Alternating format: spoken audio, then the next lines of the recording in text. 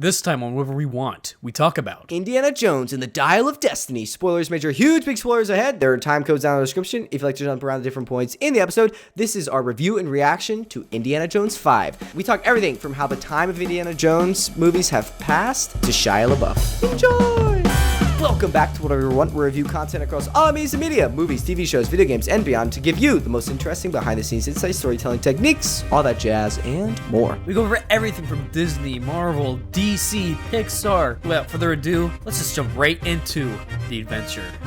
Daniel, it's been a hot minute since we've podcasted. Yes, how's it going? It has. It's going, if I'm being honest, kind of shit.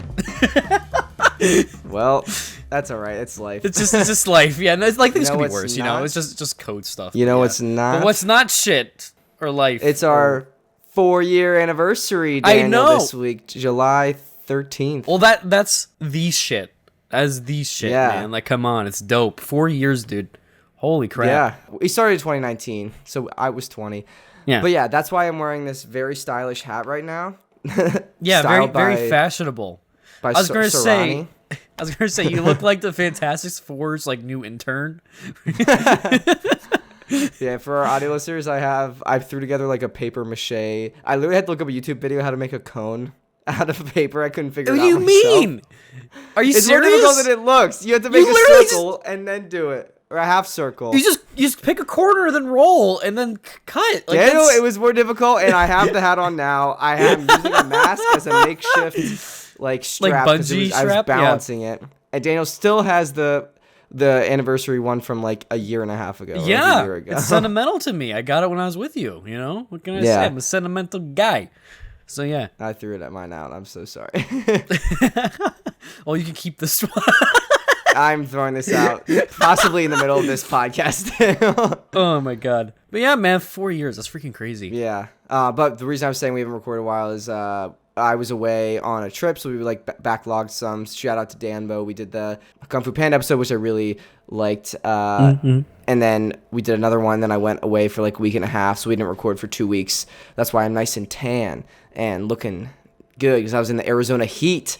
So I think I'm still still feeling the effects of that. So if I'm not as sharp today, it's because of that, and also this is restricting my blood flow. I think your hat is sharp enough. Not gonna lie. Yeah, it'll compensate for you. You're good. Just turn into Rhino. Yeah. Yeah, that freaking I was gonna say Morbius trailer. Like, what was it? Did you see the Craven trailer? Oh yeah. There's a hint to Rhino. Yeah, I don't know how I feel about that version of Rhino, but we can talk about that. But yeah, in post-banter, because today we're talking about Indiana Jones and the Dial of Destiny. We're like a week or two late, but again, I was out. I still wanted to talk about this one. I saw this. I had like a weird viewing experience of this. So I got back July 2nd. Yeah. July 3rd, I was like unpacking, just doing laundry, grocery shopping, kind of all sorts of stuff.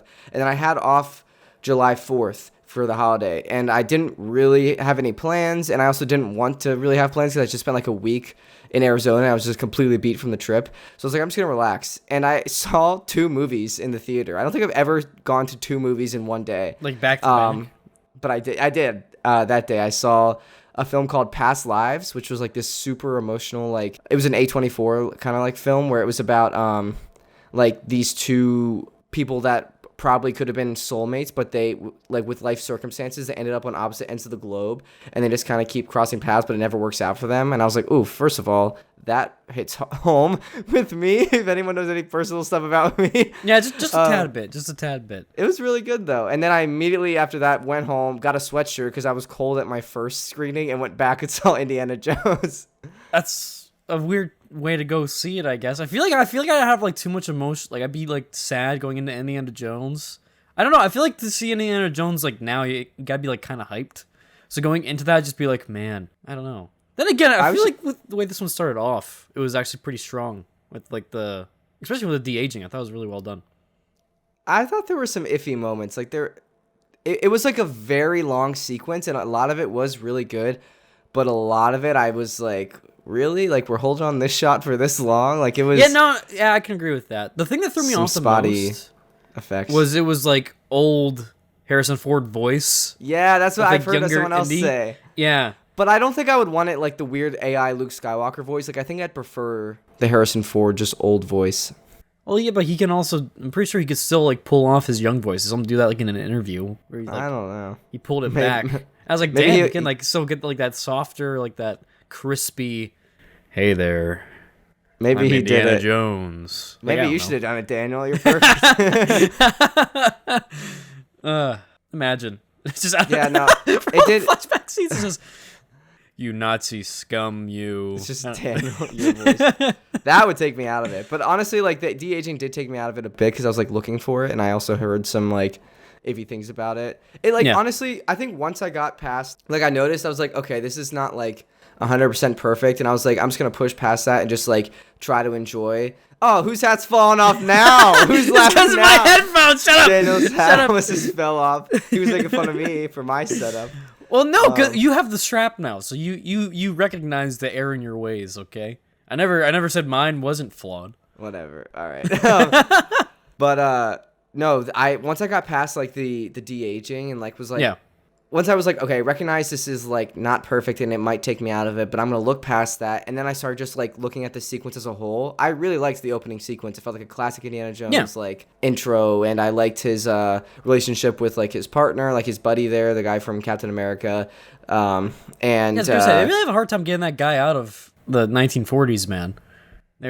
yeah, seriously, that's like really that's his do. calling card. We need a casting director. Like we need someone that is like a scientist like in a war in the 1940s. I know your guy. But I really like the opening sequence, like the train heist again, and also I just liked the hijinks of like Indiana Jones like in that dining car with all the Nazis as they were going past him. So he like sat down, and, like was eating some rations or whatever, and then like got past them. I thought it was really good. I thought it was strong. Also strong was the villain's face when he got freaking yonked off the train. I thought he died. I literally thought he died, or he was gonna be like just like obliterated. Like because I feel like I don't know if this was me, but when they introduced him in the present, in like the future time, like the 60s, they like kind of held on one side of his face. So I was like, oh, they're gonna do a reveal. Maybe they're gonna show that. Like, yeah. No, literally same. And then he was normal, and I was like, what? Like, I just kind of threw me for a second. I mean, maybe he just, he was a Nazi, right? So, like, maybe they just did, like, really good surgery. Maybe like, he had the Red Skull surgery. Yeah. You never know. Yeah. Maybe he had the Crystal Skull surgery. Oh, no. Oh, my. Maybe he has the Crystal Skull. It doesn't affect him. Damn. Dude, imagine how bad that would be if he's like on the train and he has a crystal skull somehow, and like the thing comes to like hit him off and that thing just breaks and he's like still hanging on the train. And they're just like Indy, I would have like, oh shit. If I was Indy, since he just gave him the fake bag, I would have been like, oh, just kidding. Here's the real one. Don't mess with me, bro. It's like that whole like realization there. You're just like, I can't. He's one. He's him. He's got that dog in him. Anyway. Yeah. But just sorry, taking it back to overall thoughts or the whole movie, then we can kind of talk scene by scene and characters. First of all, I'm glad they shortened the name this time. Like Dial of Destiny has a very nice, better ring to it than Kingdom of the Crystal Skull. Like it's less of a mouthful. Too many K's and C's and all that. Yeah, but Dial of Destiny, I think, is like good return to form of like Raiders and Temple of Doom. Like Dial of Destiny, like feels very Indiana Jones. Yeah. For me, what did you think overall? I kind of want to hear your thoughts. I think it was good. You made a note earlier when we like briefly talked about it. That's like it's like Indiana Jones movies, kind of like I don't know if like we've grown out of them in a way, but like yeah, I do want to touch on that. It was very much. I mean, it was I sincerely think it was a solid Indiana Jones movie. I completely agree, and it was a fun movie to watch. It was really fun. But with that said, it's like I've seen it, and I don't really need to like rewatch it or anything. I get like so there's nothing really holding me to like connect with it to that level. You know what I mean? Yeah, I kind of want to expand on that on my overall thoughts. My overall thoughts, I agree with you. I think it was good. It wasn't bad, but it wasn't like fantastic or great or blew me away. Like it was in the good range. Like I think it's a good addition to the Indiana Jones franchise. It's a very good Indiana Jones movie. It has like strong elements from those movies. But like you said, I think we're very much past the time of Indiana Jones. Like I think what made them incredible during their time in the 80s was like it was so fresh, so new. I think now that amazing creation spawned and like inspired tons of filmmakers to make adaptations and like new films in the action genre that had inspiration from Indiana Jones, that we've now seen it all, and we've seen like a ton. And I think this one didn't like innovate in any crazy way that we hadn't already seen from some of those other spin-offs, which was fine. But I think because of that, like having that in my mind, like knowing what's possible, it made it feel like It's just another film in a way. yeah, like nothing spectacular. Then what? I'll say this. Oh no, you say your note and then I'll say mine. I was gonna say finally, like I think like it's also a testament to that Harrison Ford's 80, like he can't do everything, which is fine. And I did like this story with an older Indiana Jones, but I thought they were gonna like hand it off to the goddaughter. Like yeah, a lot of people thought that. Yeah, Phoebe So, Waller-Bridge. You were gonna say? But no, what I was gonna say is the one thing I really, really, really did not like about this movie was when they're in the plane and Jones is like, continental shift. Oh my God, Archimedes didn't know about that. Like, what the? Who cares? One, like, how is that going to cause a shift in time? That's different, right? I see what they were saying. What do you mean? Like, I think, like the calculations or whatever were probably would spit you out at. He thought maybe would like spit you out at like a different point because the continents had drifted, but like. Again, it didn't really matter at the end of the day because that wasn't the point of it. But I think it was maybe just Indy's like one last ditch effort. And maybe are you saying like it was like such a huge deal that ended up not being anything anyways? No, my point is that like the Earth in itself, when you're dealing with time travel, is moving across around the space-time, well, around the sun, and the sun itself is moving across the Milky Way, right, along the arm. So like we're moving like hundreds of miles per hour. Daniel, so much of it doesn't make sense. I'm just saying, relativistic like math and all that with time travel, yada yada. Like continental shift does not fucking matter at all when it comes to that. So I don't know why. I think that he was would just trying affect to the throw him calculations. off and be. I completely. He get also that too. had a bullet in him for like 20 minutes at that point, so he was probably delusional. He's just like, let me just say something to get him the think about their F up. I don't know. Yeah. Like, he seriously had a bullet in him for so long. Like that actually, if you think about it, thousands of years, because he went back in time and then came forward. So he had a bullet in him for over 2,000 years and was fine. He's just used to it by now. And technically that was his 10th bullet because he said he had 9 from across his adventures, right? So that'd be number 10. I feel like that's a good round number to end it on. Yeah, he should get another clock, like a retirement clock for that. I didn't give away. But yeah. Yeah, we'll get into the specifics, but first I just want to say outside of the film, so this was the only Indiana Jones film that's not directed by Steven Spielberg. It's directed by James Mangold, who I know we mentioned before, but he also did Logan, like the Wolverine last one, and then Ford versus Ferrari. And also upcoming, he's doing the Star Wars Dawn of the Jedi, which is a story set 25,000 years before A New Hope, and it focuses on the discovery of the Force. So he seems 25,000. Cool. Yeah. Okay, so I was gonna make a joke there, but my math was wrong, so never mind. I was gonna say he liked the like 2,000 year gaps, but that's I'm like, oh wait, no, there's an extra 0 there, so never mind. But I feel like he did a really good job, like getting, especially better than like Crystal Skull. You kidding me? When it came to like just the cinematography and like that like how grounded this one felt. Yeah, and I feel like Crystal Skull was in that era of like relying too much on CG, and I felt like this one had a lot of practical or at least better CG than 2008, which obviously is like so tough to compare because this one came out 15 years later. But like when they were like spelunking in the cave when they found the dial, like I was like, okay, this feels so much more real than like the Mayan temple did in Crystal Skull. Yeah, no, agreed. But yeah, he's also slated to do the Swamp Thing DC film. Yeah, new slate. And also I heard on another podcast, I haven't found like a source for this, but it's from another podcast that apparently the Weekly Planet podcast, everyone should check that out. But apparently this film has been like kicking around for a while. Like Harrison Ford really wanted to do a final chapter for Indiana Jones like for years, but Spielberg didn't want to direct it, so they kind of kept kicking the can, and then like Spielberg's ideas didn't align perfectly with like Lucasfilm and Ford's. I don't know exactly what happened, so they started reaching out to directors. And apparently they like reached out to James Mangold and told him they already had a script and that he would, if he signed on, he would just start shooting in like a month. And James Mangold was like, looked at the script and was like, no, like I'm not doing that. Like this isn't like a real script. Like this doesn't have substance. Like I want to rework this. Give me a year. And they were like, Lucasfilm was like, no. And then they started shopping around the other directors. And then I don't know if it just fell through the other directors or they were like, maybe we should actually like put some care and attention to this. So they came back to James Mangold and gave him like some time to actually rework the script. And this is like the reworking of the script.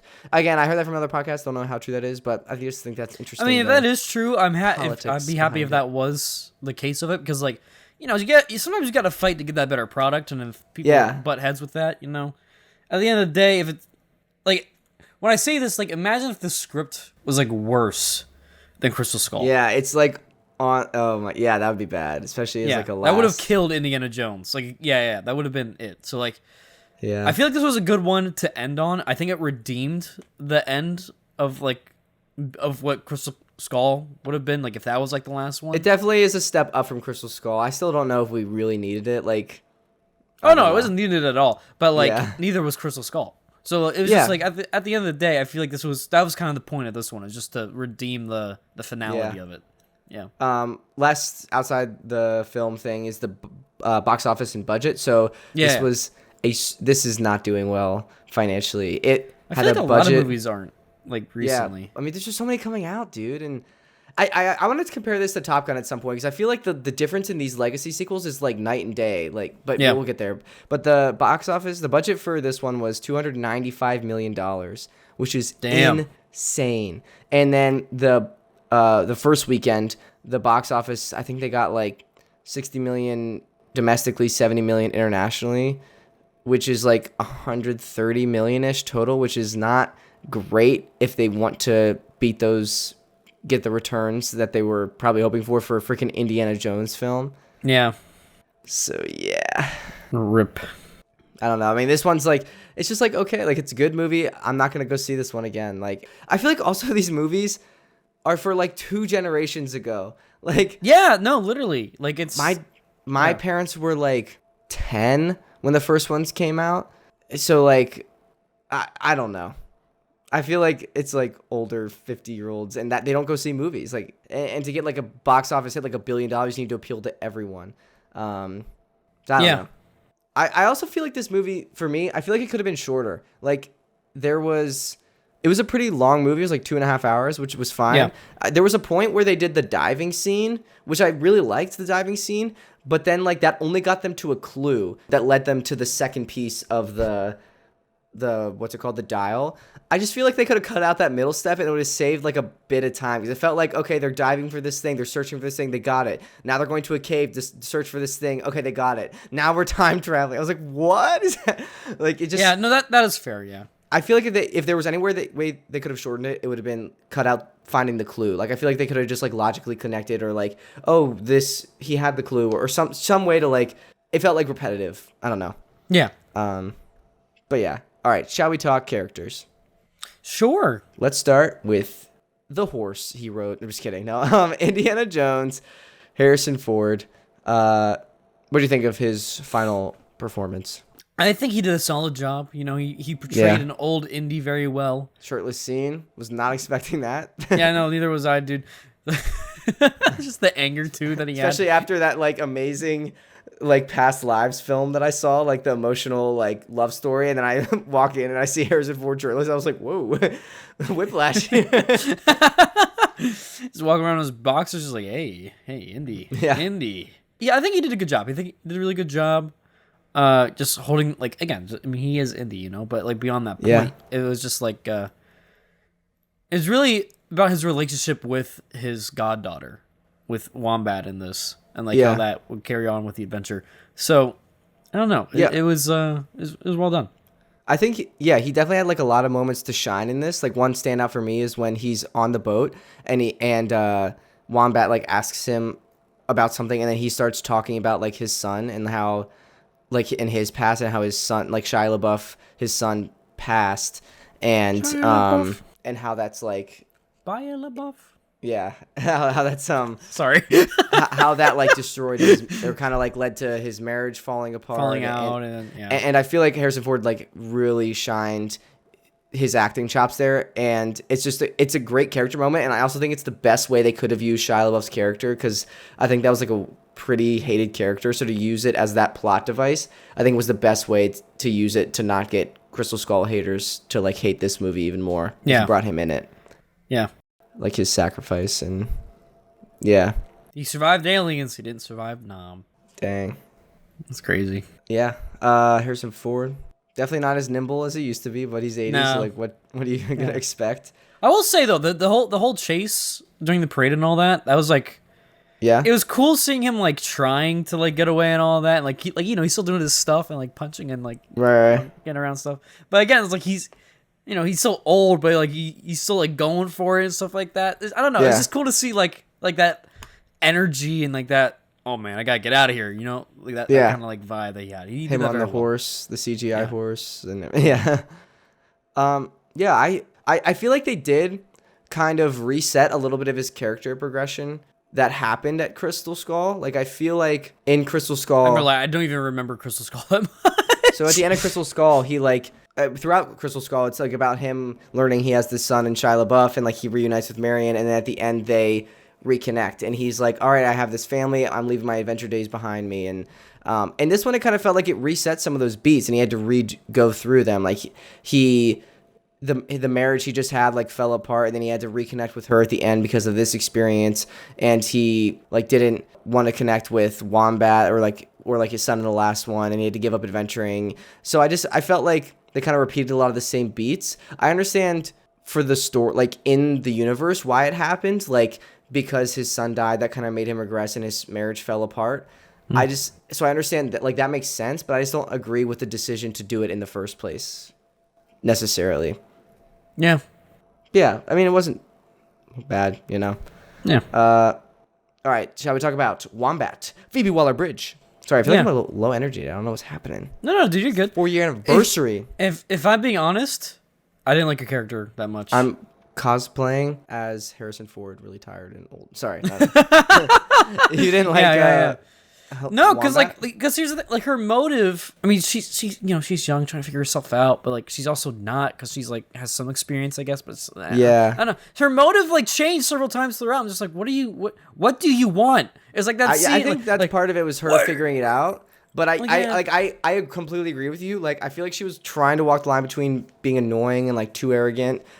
And I don't know if she walked it necessarily. I think her character probably was about figuring out what she wanted, but I think because she didn't know, the audience couldn't really connect and know. At least me personally. So I was just like, I never really like latched on, because sometimes she was like, I'm all about the money, and then other times she was like, I memorized this book because I love this artifact, and it's like, what are you? Yeah. Then she swaps. She's like, okay, and then we're actually looking for like the for the artifact and all that. It's like, okay, so you're literally willing to sell it. Like, to the highest bidder. Yeah, like she was trying to. So like that's what I'm saying. Like I don't know. Did you know though that she and Harrison Ford have somewhat shared the screen before? And what? She plays the robot in Solo that becomes part of the Millennium Falcon. So. Oh wait, really? Yeah, she's that robot that Lando like really likes. Yeah, interesting. So she's the Falcon. So they have that. So she is the Falcon. Indiana Jones, Han Solo is the godfather of the Millennium Falcon canon.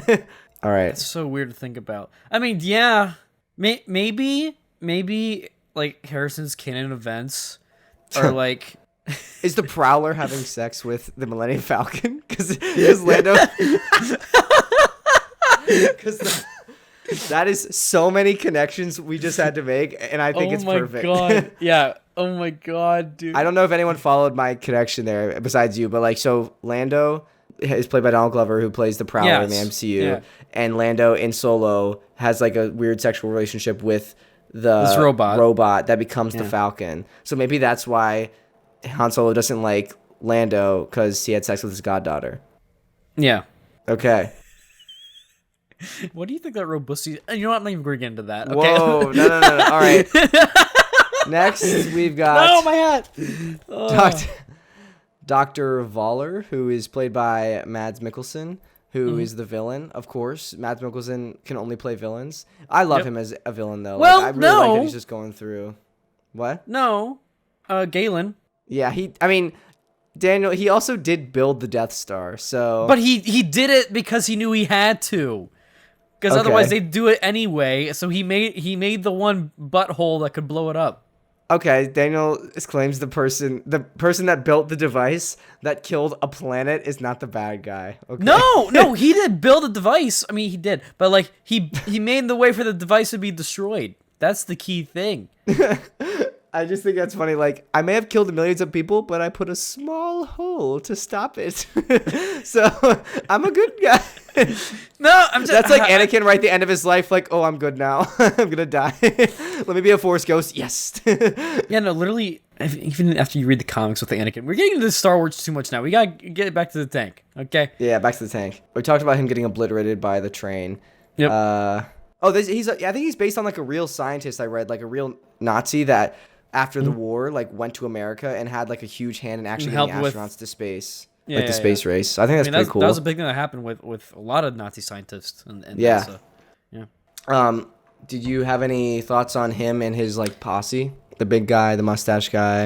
You gotta have the big guy, you know. I mean, that guy was huge. He was chunky, dude, stonky. Yeah. Serving. What was it? The other guy that he had, like the blonde, his like right hand man. You know. Yeah. He's in like a lot of other things, but honestly, I feel like he's just always a douche. Like he plays a douche so well. So kudos to him, I guess. Kudos to your douchiness. No, I think they were classic Nazis. That's one thing I wish that they get away from with Indiana Jones. Nazis? Yeah. They did Russians last time, I think, in Crystal Skull. Well, yeah. They took it back to Nazis. I kind of like the return to form. I feel like also Nazis are like you can just say they're villains. Too easy to hate. That's my thing. Yeah, you won't piss off anyone though. Like if they're trying to get maximum box office, which apparently failed. Like imagine if it was like I don't know, like the UK was the enemy or something. I don't know. No, I mean you could do like a PMC. That would be a twist. Indy switches sides. Yeah, he's just like, oh, it doesn't belong in a museum. Never mind. But I don't know. Be something different. Gotta change things up. Yeah, I don't like, but like, I mean, it was kind of brutal how the big guy got taken out by the small, like, short round copy, just underwater, handcuffed. Yeah, I love that. That's how you define him, short round copy. Short round. He was the worst short round. Yeah. It wasn't bad, just short round is amazing. Yeah. He's a classic.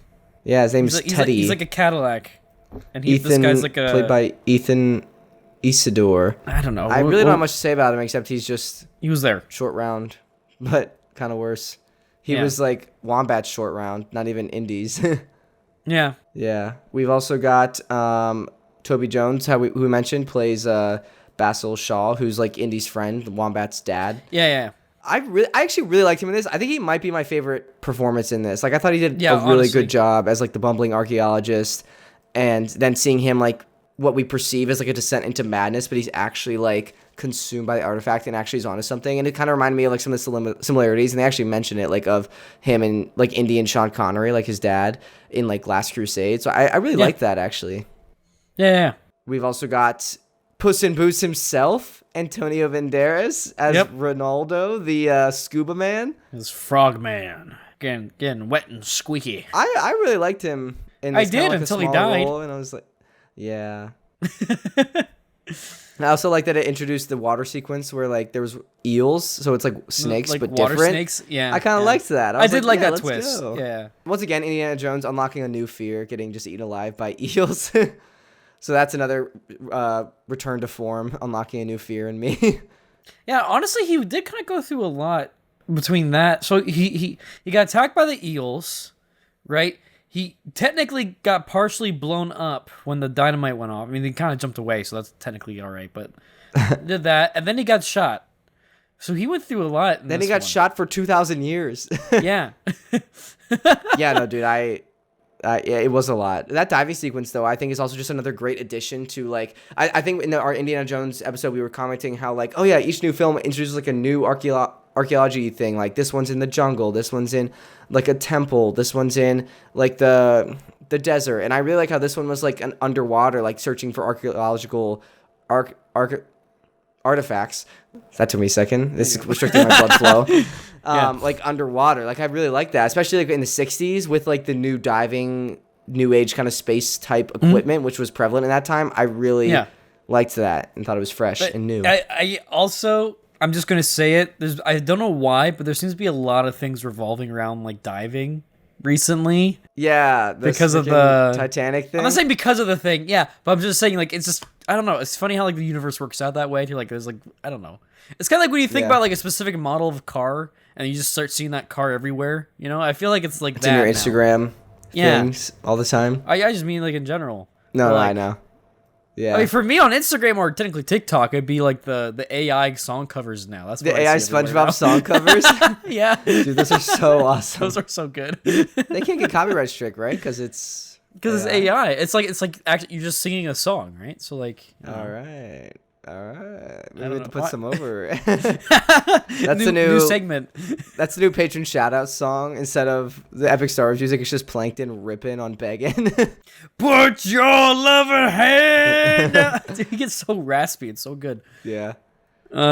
We've also got. All right, these are kind of more like kind of cameos. But we had Salah, who was like the Egyptian guy from the first one. Yep. I really like his progression. Played by John Rice Davies. I like his progression over like between films. How he has immigrated to America, and like he mentioned that's because of Indiana Jones. Like I like that he's just not in the exact same spot as he was before. Like that character development has happened over his whole life.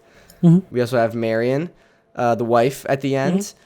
I like the reversal. It was like similar to Raiders when she kisses his wounds, he kisses her wounds this time. I was like, oh, that's pretty cool. That was really sweet.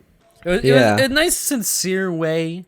The close off with Indy, getting back with his old granny love, you know. Are you now, Daniel? If we take that exact sentence out of context, you could be talking about both movies, Crystal Skull and this one. So I'm kind of like they kind of just did the same thing. Yeah, you're not wrong. You're not wrong. That's my kind of criticism of this. I'm like they just did Crystal Skull again, but like slightly better before the ending. I mean, a lot better before the ending, but yeah. Who's your favorite character in Indiana Jones 5? I think the best performance, I agree with you, was I forget his name, but the Zola guy. Toby Jones? Yeah, Toby Jones. It's just a regular white guy name. I did not expect that out from him. Basil Shaw is the character's name? Yeah.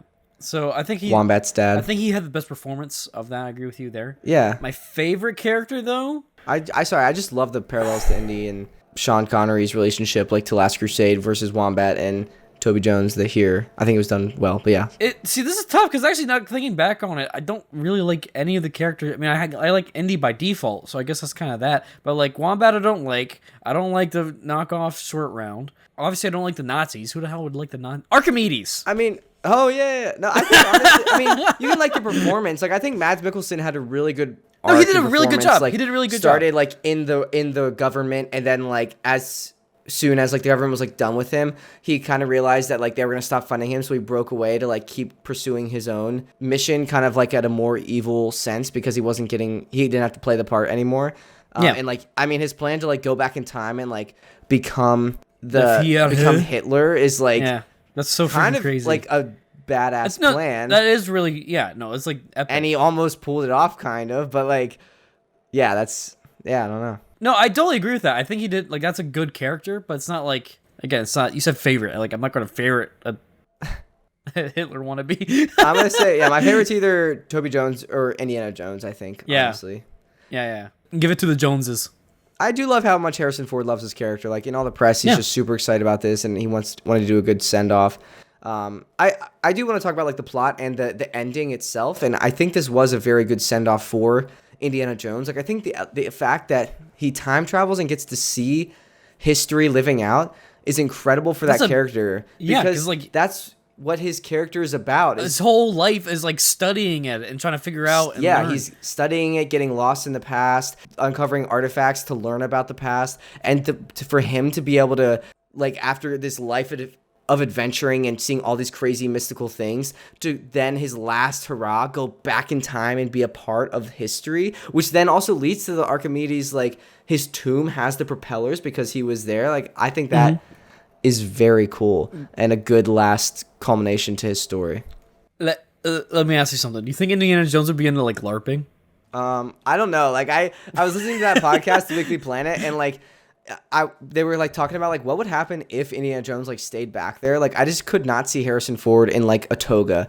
Like I just don't see that happening. I mean, he could have still just washed his pants every now and then. Just done Yeah, that, but like I'm thinking about the period. Like people would freak out. Like, oh, you. Yeah, they also freaked out about a dragon coming from the sky. You know, he would be he would have become dragonborn. He would have lived Skyrim. He inspired because of Indiana Jones. Skyrim exists, Daniel. Oh my god, dude! Dang, thank you, so Indiana fucking Jones. That's my new headcanon. I love that. I think that and the other canon we came up with that what was it? Lando had sex with the Falcon or something. I don't know what we said with his goddaughter. There's so many tangents that make that logically make sense. They make so much sense. It does, but like yeah. Oh my god. What are your thoughts on him not choosing, like not being the one that wants to go back to the future? Like he wants to stay there. I mean, like stay in Archimedes' time. He's a man who wanted to die a good death in the past, you know, what can I say? Plus, he was also, again, like we said, attacked by eels, technically blown up and shot, so I don't know if he's in the best mental state. Just in this one, yeah. Yeah, I think, so yeah, honestly, he could also have some, because there was that time he looked into the eyes of the crystal skull and like kind of went crazy. Who knows what that did to his mind? Like maybe he's still like going senile or something. But honestly, like, I kind of wish that he would have chose to... Like, he would have wanted to go back. I kind of don't like that Phoebe Waller-Bridge had to punch him and then, like, drag him back. Because he, like, I really like in Last Crusade. Maybe it would have been a copy of Last Crusade, but I like in Last Crusade that his dad is the one that's, like, let it go, Indiana. And then that's what, and, like, Indiana chooses to come back to reality. Like, I kind of wish that a parallel happened where he got convinced, like, yeah, this time isn't for me. Like, I need to come back. And then that would have made his reunion, like, there's still so many things in the future. Like, that would have made his reunion with Marion, like, more... heartfelt. Like, how do you explain, like, yeah, I was planning on staying there, but I guess I'm here because she knocked me out against my will, you know, like, let's get back together. Like, what? Yeah, no, that is valid. I think just the time travel element itself worked really well. I think it did. It could have been a lot cheesier. Like, I like that the artifact wasn't like a time machine itself. I like that it pointed to, like, it was like a compass to the rift. I really like that explanation, so it wasn't like this all-powerful thing. And I guess, like, it was always supposed to go back to Archimedes. Like, I'm not really sure how that science works, but I think especially considering in Indiana Jones, we've seen, like, the magic rocks. We've seen God coming out of a box. We've seen the Holy Grail. We've seen aliens, or sorry, interdimensional beings. Like, time travel isn't that far-fetched, so I really like... Yeah. I think it was fitting and fit in the world. Yeah, and it was like a small grandfather loop, right? So I think it was fine. Yeah. They did a good job with that. Keeping it self-contained. Yeah. I do want to comment on the music. John Williams, man, did it again. There were so many times in this movie where, like, I found myself not really paying attention to the visuals. Like, I was just listening to the score, like, completely enamored. And it wasn't, the score like... was a vibe. It wasn't like it took me out of it. Like, it was distracting. Like, oh, this music is, like, interesting. Like, it took me out of it. Let me listen to it. Like, it was just so good that I noticed it and then, like, consciously chose to listen to it rather than maybe focus as much on the story as I wanted to. Because I was like, dang, John Williams, like, he, like, elevated it again. So, like, the chases, the slower moments, like, all of it. The classic Indiana Jones theme, like, he's freaking, like, 90 and just did a great job. I can't not imagine... like the piano on fire on the beach. Yeah. You know? Just like going all hardcore. Yeah. Yeah. Speaking of like classic, like the classic theme, the other classic bits, I really liked the map. Like they did one train. Yeah. Or not train. They did one plane travel and there was no map. And I literally in my head was like, where's the map transition? And then the next time they did like a longer plane thing, they actually showed it. And I was like, yes. And people in my theater actually cheered. That was like one of like the only moments they cheered was the plane. And I was like, all right. That's so weird. It's like so just like that is what people, I mean, it makes sense because it's like when it first happened, it was like a cool, like visual iconic aid to that. Yeah.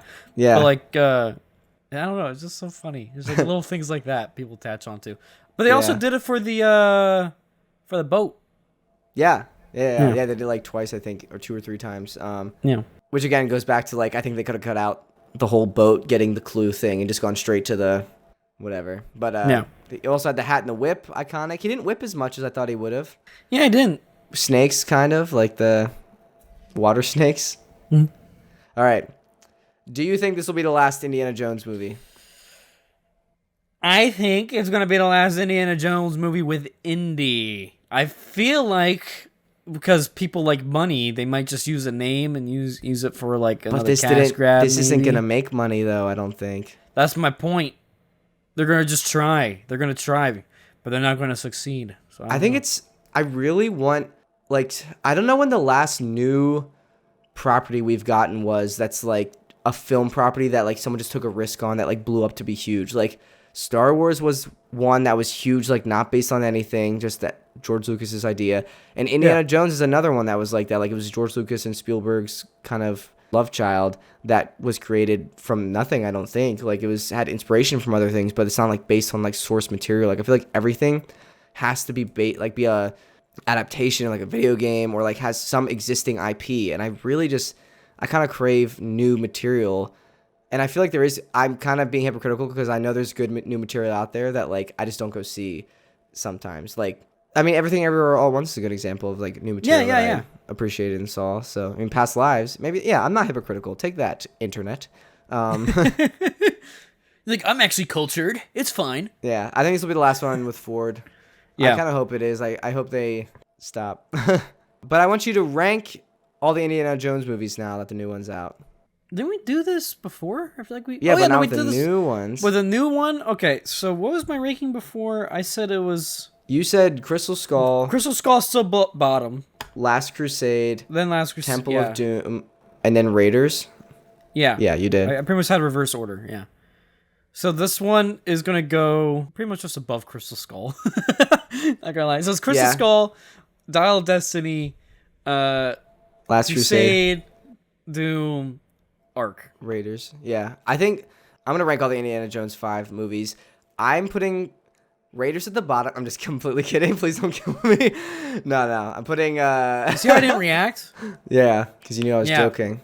I have the dunce hat on. Because if you're being legitimate... Yeah, because you're the intern. If you're being legitimate there, I would have just walked away. Yeah. 4 years. Ends today.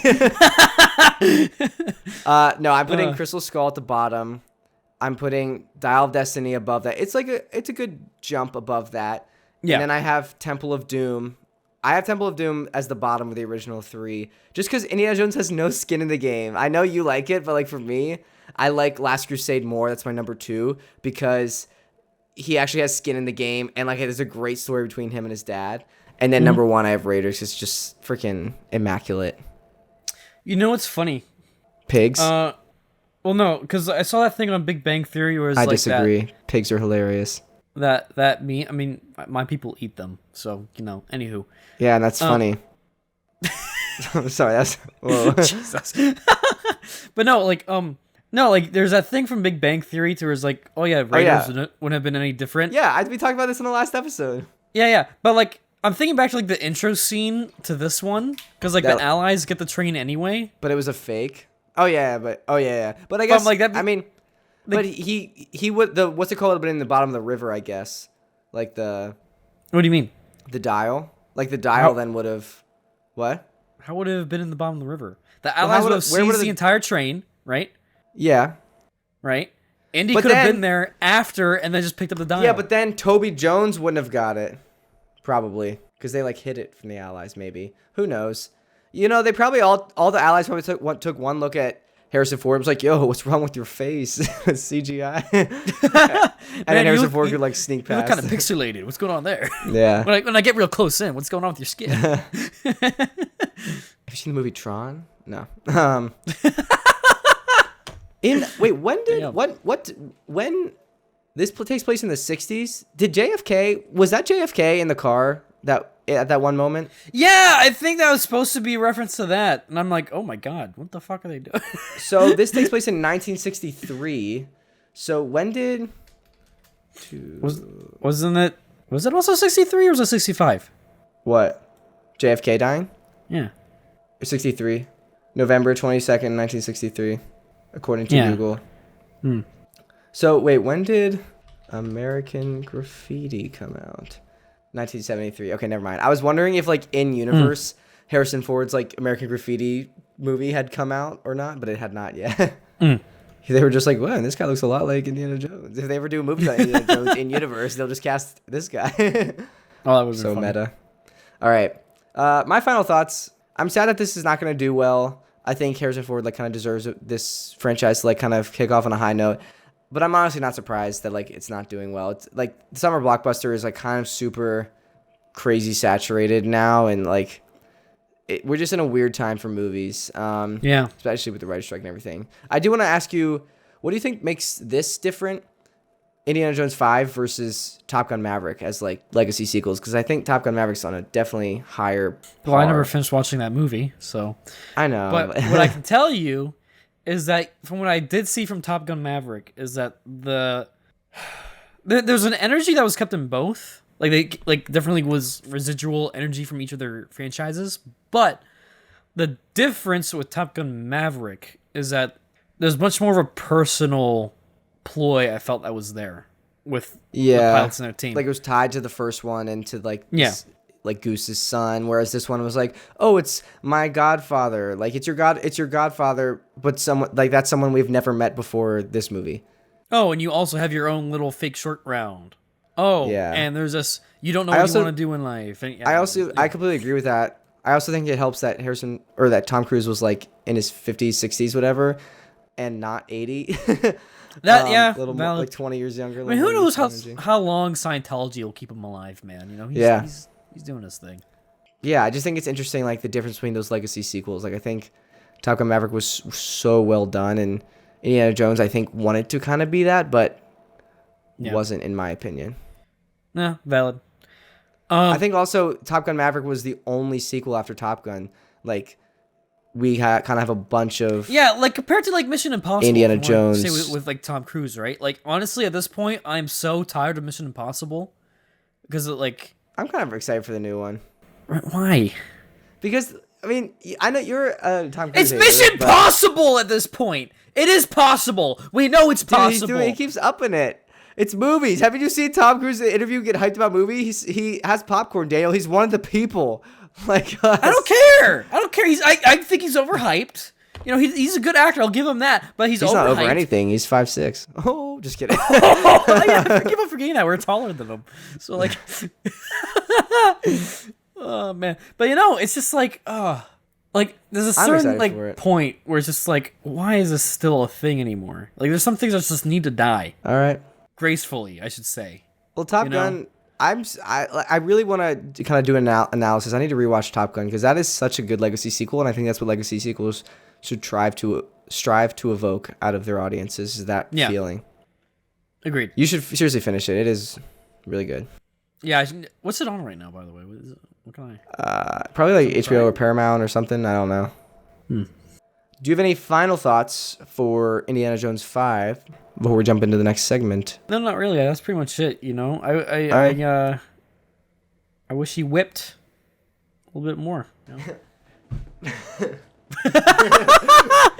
I just whipped like the dance move for our audio listeners. My god! Yeah, just like that, with his shirt off in his boxers. All right, ready for rank rally? Yeah. So I think we've done the draft for this. I don't know if we've done rank rally, but it's been a while, and I think we've had some animation episodes that have kind of altered my perception of this. So I wanted to rank the top 5 Pixar movies. So I want you to rank your top 5 Pixar movies. See, this is tough, Jake, because we talk about this a lot, right? Like what we've been saying in the last couple of years, right? Like Pixar really hasn't been doing it. Yeah, but that's honestly why I wanted to do this draft or rank rally, is because I was down a huge YouTube rabbit hole since I've been home. I've been like watching everything, and I watched like 3 videos on like the downfall of Pixar, Pixar and like the rise of like Sony and other studios. It was like, oh, that is interesting. Yeah. Yeah. Sorry. So with that said, a lot of mine are more of the classics. Yeah, dude. All of mine are the classics. Yeah. So number 5, I'm gonna say, is gonna be Bug's Life, because that to me, that's not, I know it's like an odd pick. I respect how much you like stand by Bug's Life. It's not in my top 5, but I love Bug's Life. I think part of that too is because of like The game? Because I always played like a lot of the like There was Disney a games when game? they came out. Yeah, dude, there's a Bugs Life game What and did it you slapped. do? Yeah, you're a bug. You're Roll the dung you're, up a you're hill? the You're like a dung beetle? No, dude, it was awesome. You'd go. It was like there's like all. It was awesome because like you were like in the world of bugs. You were walking around blades of grass. You can do that, Daniel. Just go outside. No, you can't be Boom, small. roasted. I'm not like a midget, you know. Boom, roasted Short twice. King. No hat. You know what? Fuck it. I'm just gonna leave it down. Anywho, number So Jesus. Number 4 is Finding Nemo, right? Because honestly, I think that it was that's a a good good one. job there with the music in not, that one is not the water, immaculate. but like the music and like the connection with the father-son about story. family. Yeah. Yeah. Fast and Furious. Fast X. Number 3 is gonna be Monsters Inc. That's my number 3. Yeah, I feel like it's a solid number 3. You know, like you kind of got to have that in there. Just Dude, Mike and nostalgic. Sully. Yeah. Yeah, and Definitely podium spot. again, the game, dude. The game was also. Really I never good. played that game. What is the Dude, game? Are you just listen, running around Jake, like scaring Jake, children? Jake, I have. You can an also do emulator. that outside, Dan. I'm just kidding. Don't do that. Yeah, no, I'm not gonna do that. But no, but Jake, there's emulator I have on my PC. We seriously need to spend some time where Dude, we I should don't do know, like I a segment stream or it. like a we could upload another video where we or stream it where we just goof off, play old Pixar games. Dude, that'd be dope. But yeah, so that's my number 3. Rank Number them. 2. Let us know if you'd like that. Subscribe if you want that. Yeah, let us know. Is gonna be Toy Story 2, right? Because Toy Story. Dang. You got a solid one there. I mean, come on. Yeah. Why are you saying dang? What's wrong? Why? Because it's a good one. I love Toy Story 2. I thought you were saying dang, like dang. Why would you put that number 2? That's a terrible pick. No. I'm like, I love what? Toy Story 2. Yeah, you should. Anywho. And for my number 1, I gotta go with Wall-E, dude. Wall-E You have is just hard. Incredibles in your top 5? You're Nope. insane. Nope. All right, this is 4 years out the window. No, Jake. The Incredibles is probably my number 6. 6 into count there. Yeah. That's insane. I would my sooner heart. watch Finding Nemo than probably The Incredibles. Not gonna lie. I strongly disagree. All right, I'm gonna rank my top 5 Pixar films now because yours are very wrong. No, just kidding. My number Actually, you know what? 5. I might swap Nemo and Bugs Life. Sorry, you go. Okay. You do your thing. Yeah. My number 5, I have Toy Story 2. I Wow. will stand by this till the day I die. It is the second best thing to come out in 1999. Number 1 being me. I was born that year. No, but honestly, I do love Toy Story. I think more than the first one. It's both. The are first one's good, but the fantastic. second one evolved it so much. The second one, the emotional connection with Jesse that comes through. And it was the story behind the production. It was supposed to be a straight to video sequel, but it was so good. They were like, we're gonna do a theatrical release. Good film history there for you. Yeah. All right, number 4, I have Cars 2. Just kidding. I hate Cars 2, and I've grown to hate it more because of all the hate I get on TikTok about it. We posted a video 6 months ago hating on Cars 2, and to this day, I still get comments like, "You're an idiot. Cars 2 is the best one." Well, let me have it. Here's another one for you to comment on. I hate Cars 2. No, actually, it's all right. You should have said that when you. I'm not sure you're gonna put this in the podcast, but you should have said that when you went and saw Owen Wilson. Oh yeah. And then my oh man, Ha! this broke. It's finally happened. It's karma for hating on Cars 2. The Cars 2 fan club just karma. Some voodoo on me. But anyways, my number 4 is actually Cars 1. I freaking love Cars 1. I can get that. Yeah. I will watch that. I'm recording clips for TikTok for this, and whenever I do that, I'm actually gonna do it this episode because I'm gonna record clips for this exact second right now when I'm talking about Cars 1. I'm gonna go record a clip, and then I'm gonna get caught up and watch the whole thing and not get any editing done. So if this is a day late, that's why, because Cars is an immaculate movie. I ended up getting sucked into the whole film, and I also met Owen Wilson, which I can't really talk much about, but I will talk about that in the future. Day. Yeah. My number 3 is Monsters, Inc. Mike and Sully, dude, such iconic characters. Dynamic duo, man. Yeah. Romance. Boo and Sully and that forced, sudden, unexpected like relationship, like caretaker, is so raw and just fantastic. I'm also a huge fan of like technological achievement and innovation, and what they did with Sully's fur is incredible. Definitely worth a top 3 spot. Number 2, I've got The Incredibles, which used to be my number 1, but recently I've been swayed. But honestly, like, it depends on the day. Like, The Incredibles is just such a fantastic movie. Brad Bird pushed so much with this, like the dynamic with the family, the psychology of like superheroes that can't be superheroes, but it's still relatable to real life. Dude, it is almost unbeat. But what beats it is WALL-E. The emotion they convey with 2 robots that cannot speak is, might I say, out of this world. And that's my list. he closed it off with that statement. Oh my God. Mic drop. Nice. All right. Yeah. All right. Pretty solid, Are man. you Pretty solid list. ready for the next segment? Yeah. What do we got? We got patron shoutouts. Hit me with them. What was the new music we said we were going to use? Like dubstep or something? I don't know. No, we made a joke earlier in this episode. What? I thought it was not even earlier this episode. I thought that was last time we recorded. No, I'm pretty sure it was like a couple minutes ago, Daniel. Wait, really? Yeah. No. I swear we also talked about it last time we recorded. Oh. All right. Well, whatever it was. Ready for the Epic Star Wars music? Or cue the Epic Star Wars music. Boost, you got mentioned Lori, Frank, Rick, Lisa, Evan, Tony. Thank you so much for pledging the tier. Thank you to the shot. If you like to support us over on Patreon, link is down in the description. Get the audio episode early. Special events, cool perks, all that jazz, and more. Thank you seriously, sincerely to our Patreon supporters. Thank you for 4 years. Seriously, for anyone that's come, for our patrons that's come at any point along the way, and anyone that has joined us along the way throughout these 4 years. We seriously really appreciate you being here. Yeah. All right. Ready for cool comments? Yeah, what we got this time? For some of those people that have been with us along the way. So, on our Does Kung Fu Panda Hold Up 15 Years Later, featuring Danbo Tui, Zach Henry commented, from a technical standpoint, I think Cars 2 is a horrible movie with a very messy plot, but there's something about spy, because we were talking about this last time, about spy cars that my two brain cells absolutely love, which makes it such a fun watch for me. I do agree that I do like watching clips of Cars 2, but like that's all I can stomach. After a while, I'm like, nah, like I can watch certain clips. I'm like, this is fun, but like as a whole movie, I'm like, dang. Dude, I think if I'm being honest, I think I've only seen it once in completion. We should honestly, I think we built it up so much we have to do a Cars 2 like episode or like we need to watch it again just so we can shit on it. Or we watch it, it like becomes like our favorite Pixar. It's like the best one. Yeah.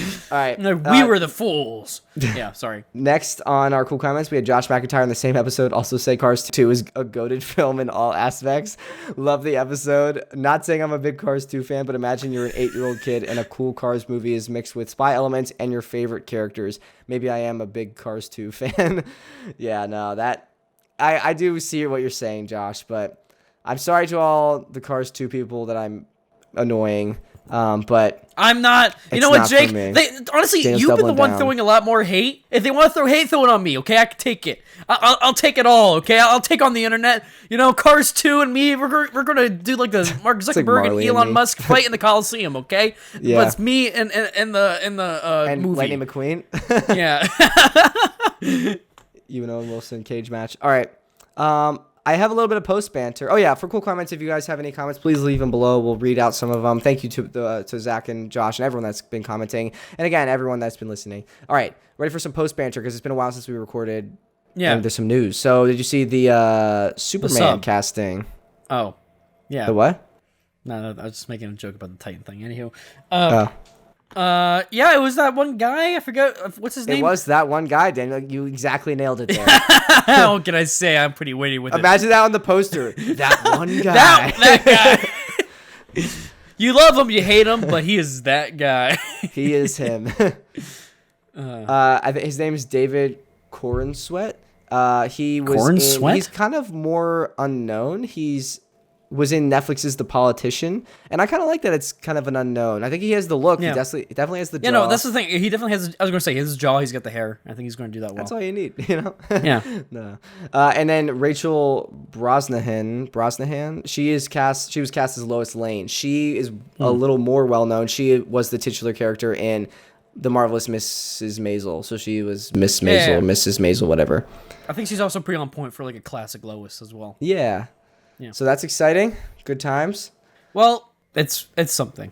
I think I also saw that James Gunn said, or like hinted at, that he's not going to do like another origin in this one because we've seen it enough. Oh. It's just going to kind of be jumping in. Superman doing his thing. Okay, Yeah, I don't know get if that. it's just going to be like a different origin or something, but I don't know. Interested to see what they do. Dude, after Flash, like what the fuck was Reset, man? I don't even know or care at this point. If I'm being honest, And we've got Aquaman. I just want 2. good storytelling. Don't even get me started on I know, that, dude. man. I just want good storytelling. All right. And next, Secret Invasion. Last time we recorded, it had not come out yet, but I can talk about it a little bit. I won't spoil anything because I still haven't seen it. I've been behind. I know you also haven't seen it. But yeah, I worked on Secret Invasion. It's really cool. I worked as a visual effects coordinator. I think as of recording, only the first 3 episodes are out. I've seen them all as they have come out. I've also seen... It's such a weird feeling, dude, when you're watching something that's like brand new. Like it just dropped on Disney Plus, so I'm like, I've never seen this. And like I'm watching the episode, I'm like, okay, all this is brand new. And then like I get this twinge of like, this looks familiar. And then it cuts to a shot I've seen like 50 times because I worked on it. I'm like, oh, whoa. Like it's like the weirdest deja vu because I'm like, oh, it's weird seeing it in context. Usually I also don't watch it with sound. So I'm like, oh, that's what that character sounds like. Not the weird British voice I made up in my head when I was watching this. Yeah.